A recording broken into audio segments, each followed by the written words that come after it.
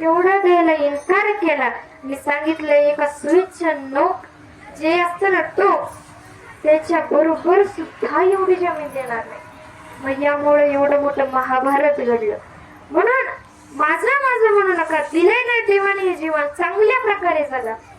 एवढा सुंदर देह आपल्याला दिलाय, चांगल्या प्रकारे जगा.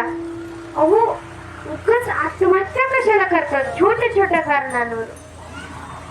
आत्महत्या म्हणजे त्या प्रत्येक वाईट समस्यावर उत्तर असतं का? तर नाही. म्हणून आत्महत्या करू नका. एवढा सुंदर देह आपल्याला भगवंताने दिला, तो चांगल्या प्रकारे जगा एवढीच तुम्हाला एक विनंती करते. आणि आता जे काही जामवाडी या ठिकाणी एक ज्ञानगड म्हणून एक वृद्धाश्रम आम्ही बांधत आहोत. त्या ठिकाणी जर कोणाला राग आला, वाटलं की अरे आपला हा राग 2-4 दिवसात शांत होईल, म्हणजे त्या ठिकाणी येऊन थांबा. पण आत्महत्येसारखं वाईट विचार मनामध्ये आणू नका.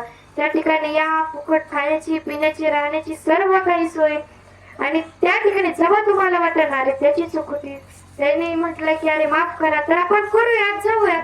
किंवा आपली चूक होती, जाऊयात. वाटलं राग शांत झाला तर तुम्ही जा आणि पुन्हा एकदा आपण सुखाने राहा. म्हणून जर कोणाला राग आला तर आत्महत्या न करता तुम्ही त्या ठिकाणी या. विठ्ठल विठ्ठल.